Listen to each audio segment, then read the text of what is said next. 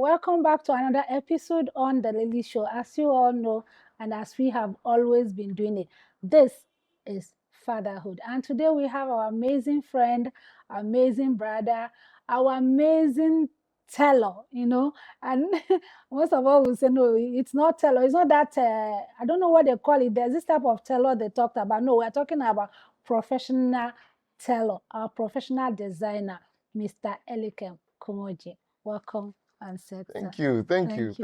In Nigeria, they call it Agbatela. Okay, I don't know. Agbatelo. I don't know. Yes, but I'm not that type of No, tailor. you're not that type of tailor. World standard tailor, world standard. Yes. Elikem, like I was saying earlier to you, fatherhood is a very sensitive topic. I've always said it whenever I talk about my show. And I don't want to use the word that fathers are being marginalized. Well, to some extent, but no, but I still feel they are still what they are. Right. They're still the father. Right. But I want to ask you, what has fatherhood changed about you as a person? Your perspective on life, at first you look at life and live life with a little bit of ease, but as a father, you have to be a little more, for lack of a better word, intentional about your everyday moves and your steps. Because now there's children to emulate after you. Okay. There's responsibility you need to look to. And no one is going to come and take care of your children for you. You have to take care of your own children. And so there becomes that fine line between freedom and responsibility of a sort. And responsibility, by responsibility, I mean good responsibility. Oh, you've heard him. Being a father, for him, fatherhood is all about being intentional. But Elikem, when you said being intentional, can you be specific? So you can have a busy schedule as a father, usually. You're trying to run around and, make the house a home. Okay. But you find yourself busy with work. They say everybody wants everything from the man. Your children want you, the wife wants you, the job wants you, and so you're being pulled in all sorts of direction. And it's easy for you to neglect the children. Because me, for example, I leave work sometimes 10 p.m., 11 p.m. I get home at midnight sometimes. And it's not fancy. But I miss some of those special moments where I can teach my son homework. And there are certain techniques that children need to pick up from their children, certain attitudes. Attitudes are part of us human beings. And some attitudes can be formed in the home by family. And so you being in your child's life and being intentional about the way your child is growing and what you're teaching them will be part of the formation of their attitudes. And usually there's specific roles that only fathers can play in their children's lives that mothers or another man cannot play. Seriously, I'm loving this. There's a specific roles a father will play in a child's life that a mother can never do. Please, Elikem, can you tell us those roles that you think? A lot. So I'll use me as an example. Say, me and my wife. The moment my son, let's say, is playing soccer and he trips and he falls or he gets like a little wound, she's very frantic and, oh my God, my son, what happened? Why did you do that, sir?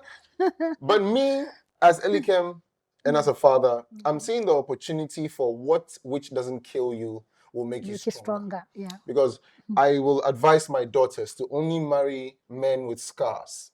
Because a man with a scar has had his hand or wherever the scar is in a position that hurt him before. And once you've gone through that hurt, again, neuroplasticity has the ability to heal your brain and other parts of your body. Everything that's connected through our sensory organs go through our cells into our brain. There's a part of the brain called the hypothalamus. That's responsible for receiving information and shooting it to the rest of the body. So you get hurt, neuroplasticity kicks to your brain, it fixes that part. But there are new cell membranes formed in your brain that makes you know and understand and feel that, oh, this was hurt before, but it's no longer hurt. hurting And now. it builds up a certain psychic in your brain. And so I love children getting into dangerous situations, but while they're being monitored. Okay. And that builds their development up. And only men can do such dangerous things, especially to boy children. And boy children need to play dangerously in a very safe space, in a very safe environment, under critical supervision. Okay. Boys need to play dangerous things to learn and build that masculine developmental part. My daughter, on the other hand, she's a princess. So I carry one daughter on one arm, I carry the other daughter on the other arm, and I carry them and kiss them all over the place and treat them sweet while the boys play their soccer and act rowdy. That's interesting. So there's different ways to raise a boy child and a girl child. And for me, I'm also raising my daughters to feel what a real masculine love or energy should be. A man can be a man, but there's also the soft side where he must also love. Seriously, I think I'm loving this conversation, and especially that aspect where you said there are things women can't be able to fulfill in a child's life. Right. And your narration suits it properly. Thank you. Yes. Now, I want to ask you as a father, is there anything you think while growing up then that didn't go well with you and your father, but now you are a father, you feel it was the best way your dad could have trained you, or the best way he would have trained you? Okay, just off the top of my head, my dad made a lot of money Okay. in his time. Okay. But my dad will still hold your hands and take you to Cantamanto or take you to Accra. You be walking in the sun, wiping your sweat. So back then I was thinking, my father is chiselo. Why say my puppy get money, but they take me go buy false shoe for Cantamanto. All right. And when I grew up, I just realized that all those kinds of disciplines in various settings built you up for a possible world you don't know ahead. Because we didn't have the money forever. Okay. My dad died. Oh, wow. Sorry. So I was 12 years old and my dad passed away. That's too young. Well, yeah. But that made me tough. But all the little things that my dad was able to achieve and accomplish in that short little 12 years of mine built me for a stronger tomorrow. So much so that we were being taken to school in a Mercedes C-Class at the time. Wow. The C-Class had just come out in its first generation. Wow. And my dad would take us from Jolu all the way to East Legon to go to school and pick us up. On our birthdays, he's there for birthdays. He's bringing us cake, juice. And at 12 years old, my dad died. Wow. So I'm moving from that C-Class and now I'm jumping at the back of a La Paz throughout Jolu Junction because there's a crowd. There was a sharp contrast. But you don't feel the contrast because my dad was intentional about taking us through some dangerous type of situations. Even while the money was there. Even while the money was there. He was intentional about those things. I even got lost in one of those Makola towns before. I went to beg a policeman. I was like 7 or 8 years old. I went to beg a policeman that my father has parked somewhere that there's trees. Thank God for visual and vivid memories. And the policeman helped me navigate to where my father's car was. So those things have made me strong today to the point where as a tailor, I started this business of nothing. But I knew how to go to Accra or Tudu in the corners of the market, walk through. I wasn't scared because I remember doing it with my dad. But you take some Dadabi to Makola right now, they'll be like, the sun is too much, there's too many people. People are touching me, oh my God. I didn't feel that way because my dad took me through those process, so much so that when it was time for me to use it to earn some money, it was simple. It was easy for me to go to those parts of town, take what's affordable, come back to this part of town, repackage it, and then I was able to sell. That's interesting. And I'm loving this, your conversation. Seriously. And can I ask you, as a father now, and looking at how your dad has been able to navigate your life, regardless of when he has the money, and that period that he left, this world, may so rest in peace, okay? Yeah. How do you transit such a life to your children now? Or do we even think of doing the same, putting them through the same? Yes, exactly. Sometimes we just carry forward the legacies of our Perfect. fathers and so on and so forth. The tradition continues, as they say. Mhm. And so if it worked for me, then there must be some trick to it. And I'm not talking about just me. I have brothers Okay. who are treated about the same way. Anyway, let's go for a quick commercial break. When we'll come back, we will continue on the conversation. Wrinkles? No. Abro Spray Starch, giving your outfit the crisp, clean, and professional edge that defines true elegance. Abro Spray Starch, step out and stand out. Mr. James. Hello, sir. How may I help you? Mr. James. Wow, you look elegantly beautiful. Thank you. At this point, I'm no longer sick. With Abro Spray Starch, elegance is everything. Wow! What did you use on your dress? Abro Spray Starch does just the trick. Wow! Abro Spray Starch, elegantly bringing out the confidence you need. Marketed and distributed by Cherish Ghana Limited, number 5 Spintex Road, Accra, Ghana. For inquiries, please call 0243 690 066. Abro Spray Starch. Elegance is confidence. All right, welcome back from the commercial break. And I want to say a very big thank you to our sponsors, Cherish Ghana Limited, the distributors of Super Blast Mosquito Spray and Abro Spray Starch. I also want to say a very big thank you to Nancy Black Salon for making me look fabulous. And I want to say a very big thank you to our special person, Atu the artist, for giving us a special gift for our special fathers. Thank you and stay tuned in. You know, I love the fact that you mentioned legacy, because these are one of the things that fathers should uphold in terms of, you know, breathing another life into the world, right? And I want to ask you, as a father, what kind of legacy do you think your father left that you picked up? So the concept of legacy is quite broad. You know, for some people, they leave a legacy of trillions of dollars and 5 businesses to pass down on from generations to generation, like we talk of the Rockefellers. And for some people, it's chieftaincy. Okay. My father was a chief, so I'm next in line. Oh, okay. Then for some people too, it's just a piece of land in the village somewhere in Keta. You know, but my theory is, yes, like you said, whatever that was left behind for you, you must build upon. Okay. And that is that boils down, the taking care of whatever is left for you, the legacy in question, boils down to how you might have been raised.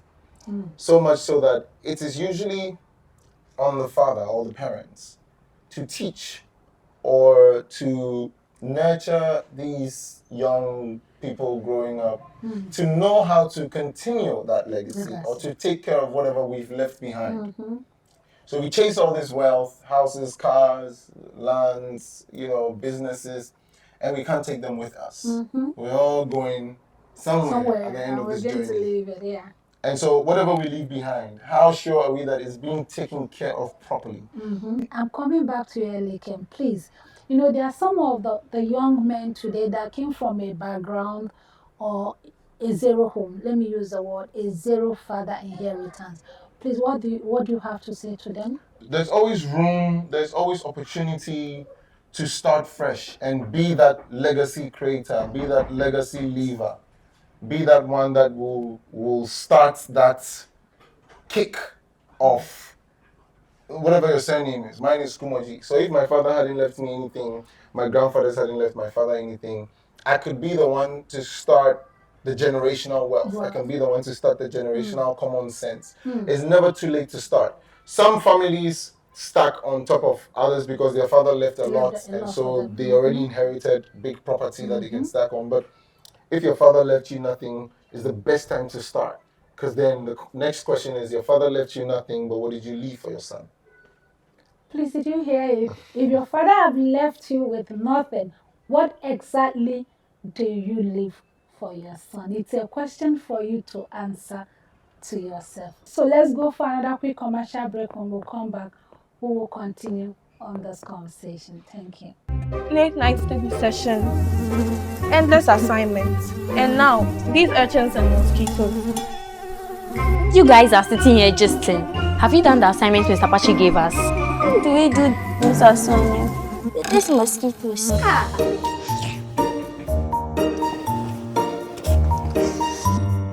Let me quickly upload this and deal with these mosquitoes. See miracle.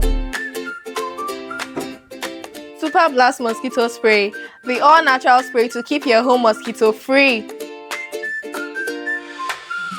Mom, this is what I call a good night's sleep. Oh yes, baby. With Super Blast, you get to sleep comfortably and wake up refreshed. Marketed and distributed by Kosharish Ghana Limited, number 5 Sprintex Road, Accra, Ghana. Please call 0243 690 066. Super Blast Mosquito Spray. One blast, total protection. All right, welcome back again from the commercial break. Still with our brother Elikem, the tailor. While growing up, at that age your dad left you, did he know you were going to be a tailor? No. I just knew I had handy skills. Okay. I pride myself in being a handyman. My middle name is Mr. Possibility. Mr. Possibility. Everything is possible around me. Okay. But no, I was just good with, we used to have clay at the back of our house. I used to mold stuff a lot. I'll build my own basketball rims. I'll take hammer, nails, build a nice wooden structure. My dad was a building contractor, so I'll follow him to sites. I'll mix mortar and stuff. So I think, again, development of a child could be nature versus nurture, where nature is the biology you're born with, your genes, your high IQ, whatever. And all that. But your development is also affected by the environment you grow in.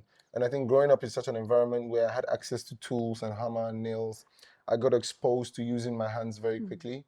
And when it got to a time when I discovered I like to look different, I like to feel different when I wear my clothes, I could make clothes. It was one of the first things I touched with my hands. At what age? I was so I'd always been stitching, changing buttons of shirts. Okay. And, when they give us our school uniform, the sleeve is big. So I'll use a needle and thread, stitch down the sleeve, cut it short, give myself some muscles. I used to cut out my inner shirts and make sure it's neatly aligned in the corner and neatly aligned on the sleeves. I used to be specific with measurement. This is when I was in primary school, JSS, level 300, when I really went to sit by a tailor to finish a shirt for me, and he was delaying. So I remember he put the thread this way through the machine, and he started stitching this way with the machine, and I sat down, and it just came to me, I could do it. I wasn't taught, no one ever taught me how to sit and use the machine. That's when I started paying attention to this thing to say, I like clothes, I can easily use the machine, let me try sew myself a shirt. And boom, I was able to do it. And ever since then, I never really looked back. It's just one growth after the other. Everything I wore, someone wanted one off. One of it. So every time I wore something new, where did you get that from? Can you make me one? Can you make me one? And then I saved up and bought my first machine. And that's how I started. I didn't know I was going to do fashion. Wow, that's very interesting. Yeah. But meanwhile, I wanted to talk to our viewers regards being a designer, right? Because I know most fathers had this fact of, I don't want my child to do this profession. He's a man. This profession doesn't fit him and all that. I think you are the best person to actually advise our viewers. Can I ask you a question back? You go ahead. Do men not wear clothes? They do. So what's wrong if a man sews clothes for a man? Some or a fathers, woman in that matter? Some fathers feel when they send their son to go to school, they expect them to come with PhD, masters, doctorate. So who is going to make his clothes for him? Well, they feel there's some tailor on the side. It's a miniature job. Mostly it's kind of related to female. It become a feminist kind of job to most people. Well, you see, sometimes they say men know men best and women know women best. Okay. Even in the clothing sector, because a woman knows the struggle she feels when she wears a corset dress, Okay. snatched, Mm-hmm. that I can't really breathe. So if a woman is sewing a corset dress for another woman, she'll take into consideration too much air. But because a man doesn't wear corsets, of course, he might be able to sew a very neat corset because, again, brain plasticity. You can learn and become anything. So you can learn to know how to sew a corset, but you never know the feel of it unless you've been a woman who has also worn a corset before. So, when I started this job, people wanted to call me all sorts of names and said I was gay for being a fashion designer. And I used to make a joke. I said, hey, bring your sister, your mother, and all the girls in your house. You see if I'm gay. No, but it's just funny. But no, men, we love to wear clothes. I think who else better than a man to make clothes for a man? And who better than a man who's got good taste to make clothes for a woman? And so I set up the business on the premise of I wanted to look good. I wanted to look different. I wanted to have a fashion space.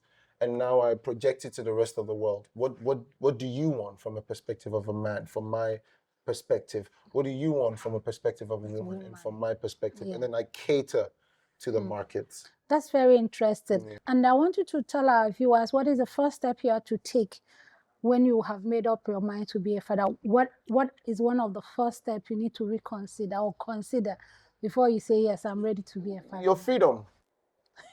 Yeah, you no longer have yourself to yourself. There are days when you have to leave everything you're doing and cater to that child.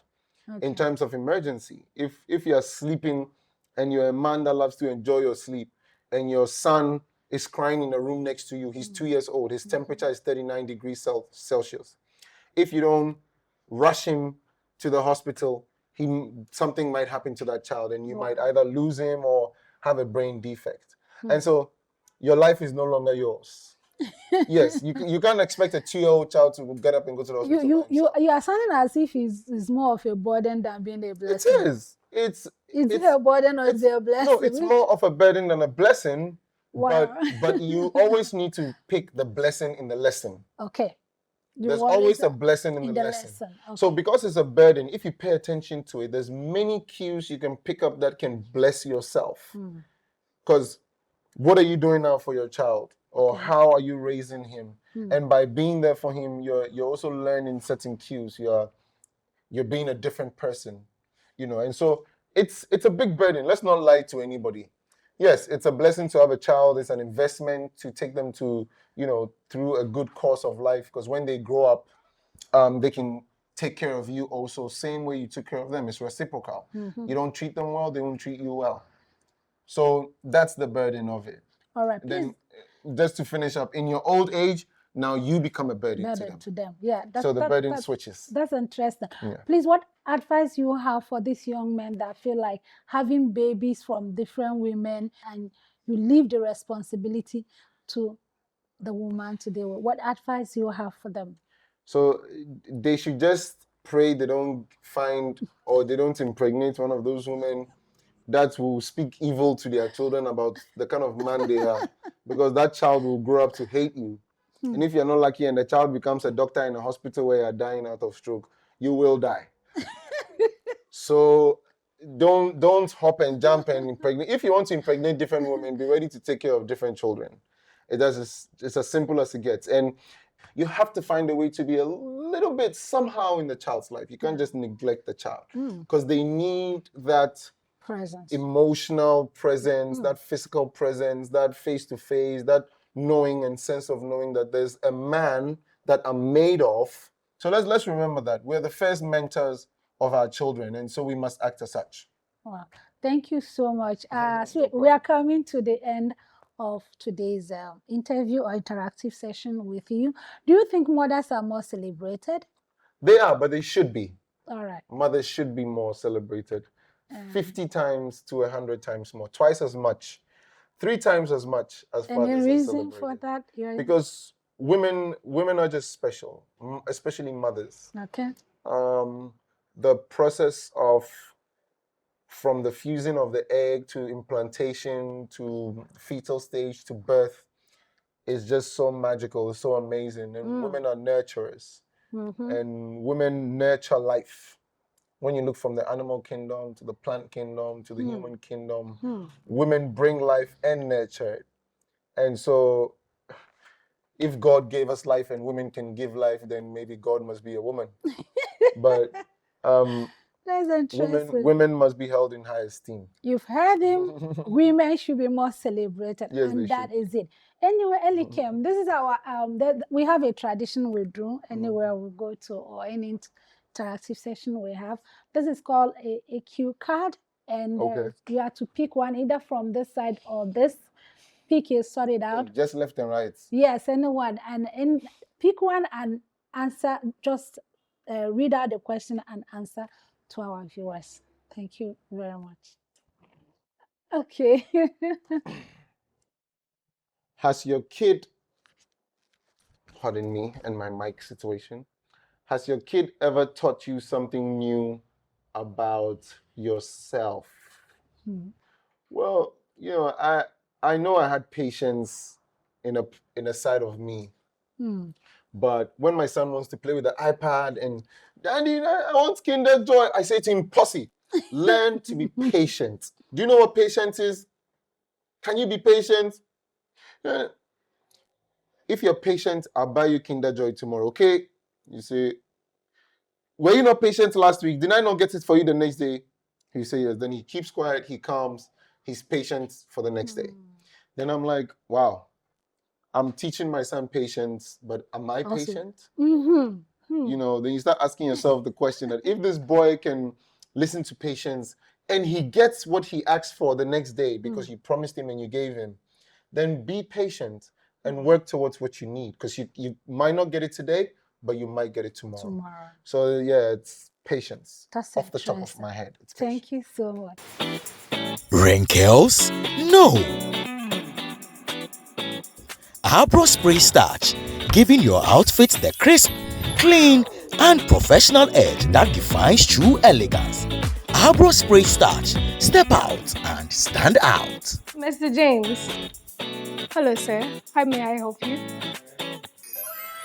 Mr. James! Wow, you look elegantly beautiful. Thank you. At this point, I'm no longer sick. With Abro Spray Starch, elegance is everything. Wow! What did you use on your dress? Abro Spray Starch does just the trick. Wow! Abro Spray Starch, elegantly bringing out the confidence you need. Marketed and distributed by Kosharish Ghana Limited, number 5 Spintex Road, Accra, Ghana. For inquiries, please call 0243-690-066. Abro Spray Starch. Elegance is confidence. And we have a special gift for you. This is coming from Lily Shop. Yes. Spend less on home appliances and car maintenance kits.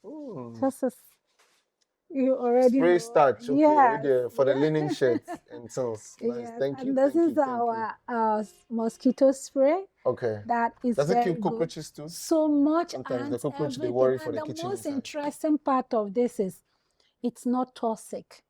It's mild. Oh, really? Yes. Very, very good for every home. Cool. Very, very good. And you know, we can't do without saying. Oh, I get my Lily Show cup. Yeah. Nice. Maxwell, you be like this one, we go drink hot chocolate for inside tonight. And it's coming from our special artist. Oh, nice, this picture of mine. Yes, Elikem Kumordzie. But did he sketch this? Yes, with his hand. Oh, wow. With pencil, yes. From top to bottom. From top to bottom. 'Cause Atu is the best artist you The can face have. area looks solid. Yes, Oh, nice, yes. nice. I Atu like is it. the best you can have for in terms Actually, of I like it. art. It's really cool. Yes, he did well. It is, He did well. it is This is nice. interesting. I like Yeah. Like it. Appreciate it. Thank you very much, man. All right, thank you. And we have come to the end of today's show. Thank you for being with us, and see you same time next week. It was nice, Lily. Thank you very much. Thank you.